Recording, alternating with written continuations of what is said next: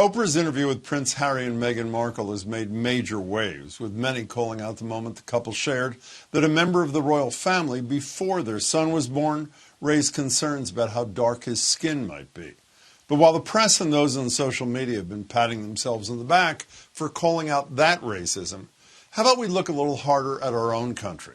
Over the past few weeks, Republican officials in dozens of states have been pushing hundreds of election bills that would make it harder for people of color to vote. Among them, Georgia, where the State House of Representatives recently passed a bill that would, among other things, reduce the number of ballot drop boxes, add limits on early voting, and require IDs for anyone requesting an absentee ballot. And of course, this happens to fall just 2 months after a surge in black voters flipped the state blue in both the presidential and Senate runoff elections. Similar changes are also being proposed in Texas, Arizona, Pennsylvania, and beyond, many of which have long been known to disproportionately harm voters of color. But at the same time, Democrats have been fighting at the federal level to protect the right to vote. One bill, the John Lewis Voting Rights Act, would require regular review of state policies for voting rights violations, including ID laws. And H.R. 1 would ban voter ID laws altogether, as well as expand early voting and establish automatic voter registration across the country, in addition to other election ethics and campaign finance changes. Both passed the House without support from a single Republican and faced tough odds in the Senate. I'm joined by LaTosha Brown. She's the co-founder of Black Voters Matter, a nonprofit aimed at increasing voter engagement, which is just what they did in Georgia. LaTosha, good to see you. Great to be on here. Thank you for having me. Pleasure. So we spoke the day after the general election, but we haven't spoken since the Senate runoffs in Georgia, in which you were actively involved in voter recruitment, and we know what happened. What was your pitch in Georgia that was so wildly successful? You know, I think what we did is we actually organized voters to let them know. One, I think there was an education component to let people know how serious this election was and what was at stake, and helping people to understand that, to actually have the vehicle and the resources to be able to mobilize people and to really let them understand, to help them to understand the fragility of democracy, that fundamentally it was important for us, if you're going to have a strong democracy, and that in fact our country not only was under attack, but we saw legislation, we had a fear of fascism and who we were coming up against and what kind of impact that would have on our community. And so that's what we organized around, because we understood what was at stake. And it had been long-term organizing, not just in that election. It had been really around transformative organizing approach to help the community really engage on understanding how important their vote is. You're a woman of the South, of course, when you're not at Harvard, but when you're not at Harvard, you're a woman of the South. What did it mean to you when Raphael Warnock was elected as the first black senator from Georgia? You know, I remember watching a video when he talked about his mother, his 82-year-old mother, had went and cast her vote. Someone who had picked cotton had now went and voted for her son to be a U.S. senator. You know, the joy of feeling that experience, not just in terms of how historic, you know, him being in that seat, but also what it meant for all of the folks. When I think about all the people who were on the Edmund Pettus Bridge in Selma, Alabama, and had fought for the right to vote, but also the implications of what that would mean to our community. You know, when we're looking at COVID-19 and how that's impacted us, when we look at this stimulus package, and this bill, it never would have been able to be passed had it not from these two senators that we were able to deliver from the state of Georgia. And so I think that there were many implications in terms of a historic significance. I think there was a significance of him coming out of the prophetic black church tradition, and I think that there were, it inspired people on that. But I also think that it had implications in terms of policy and making sure that there's representation for our community. Well, you're surely right that because you were so successful, Congress is about to send to the president the most dramatic anti-poverty measure people believe in decades, but also because you were so successful, as I mentioned, 43 states are considering hundreds of pieces of legislation cutting back on voting rights, particularly targeted to people of color. In fact, Iowa was the first state, I believe, where a governor signed such restrictions yesterday. What's your reaction to this move? It makes your work a hell of a lot harder, needless to say.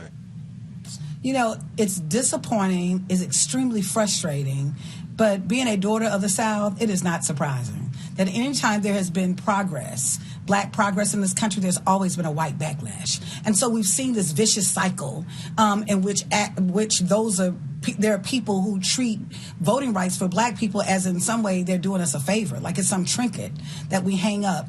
I think we have to have this conversation that we have to recognize that instead of us this being this partisan piece, it should not matter whether there's a Republican or a Democrat that is in office, whether my right to vote is protected. And so I think that we have to really elevate this conversation. We got to hold both the Republican Party accountable and the Democratic Party accountable. We have to literally have a different kind of mechanism to strengthen citizens' rights to vote. When we're thinking about, if you really think about this conversation, now we have elected officials that are deciding who the voters are, when in fact, it's supposed to be voters deciding who our elected officials are. And so I think we've got to really shift this thing around in terms of really understanding that this is not a partisan issue. This is a democracy issue. And anytime, what's really ironic is the bill that was just passed in Georgia that restricted absentee ballot access was actually offered and passed and led by Republicans. It was directed at white rural communities and white rural voters. And so they expanded voting rights. Unfortunately, fortunately, there were black voters, and black voters do live in rural Georgia, that they underestimated the impact that it would have with other voters that were not did not vote Republican participating in it, and now all of a sudden they don't need it anymore. Well, when you're saying it's incumbent on both parties to deal with this with respect in terms of Congress, not one Republican voted for H.R. 1 that I mentioned before that's now sitting in the Senate. It is expected that virtually no Republicans, if any at all, will vote for the John Lewis Voting Rights Act. And since, unlike this relief package, which only required 50 votes, they would both need 60 without significant Republican support, these rulings in the states will stand. And in some cases, it seems to me, pretty insurmountable obstacles, despite the work that you and your colleagues do.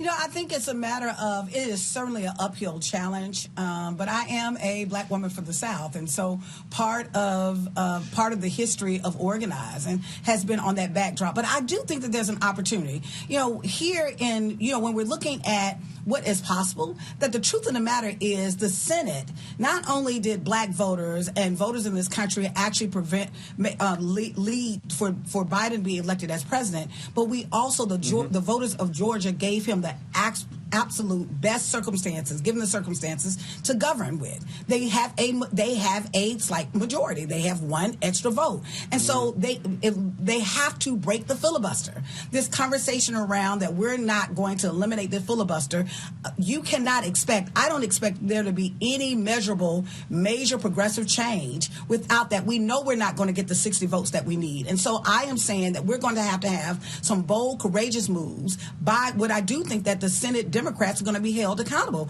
There's some bold, courageous moves. We gave them the best circumstances to govern. They're going to have to eliminate the filibuster so we can actually get those things passed that we actually sent them there to pass. So speaking of boldness and courage, it was 56 years ago this past Sunday, the Bloody Sunday, happened on that same bridge you mentioned, the Edmund Pettus Bridge, in your hometown, I should say, of Selma, Alabama. What's your reflection 56 years after the fact, LaTosha?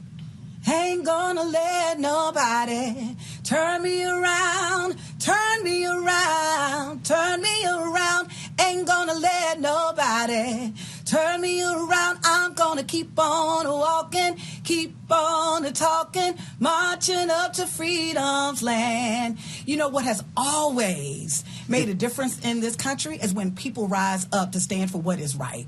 The truth of the matter is voting rights are under attack right now. That black voters, it is a shame that the week that we're celebrating the 56th anniversary of the voting rights movement and the Selma to Montgomery March, Bloody Sunday, that there were people that fought and died, that were beaten on the bridge, including Congressman John Lewis, that here we are in his home state of Georgia, that we are literally facing those kinds of bills to try to roll back time. The difference, I think, though, is that we have people, what we saw last summer, that there's a multi-generational, multiracial coalition of people who are saying that they're tired, that they want something different, and we don't want to go back. And so what gives me hope, Jim, is that in this moment, as challenging and as daunting as this task is, and quite frankly, it's tiring, right? It's quite tiring, that it has always been the hope of the people. I mean, isn't that what the Constitution says? It says we the people. It doesn't say we the parties. It doesn't say we the candidate. It says we the people. And so as an organizer, what my belief is that if we educate and we connect and we inspire and motivate people, that even in spite of the voter suppression, in spite of the Republicans' effort to try to roll back, that we can actually move this country forward and actually build a stronger, more reflective and inclusive democracy. And for those that don't know, 5 months after that action at the Edmund Pettus Bridge, Lyndon Baines Johnson signed the Voting Rights Act of 1965. LaTosha, always a pleasure to talk to you. Good luck with your work. Thanks so much for your time. Thank you. Thank you for having me.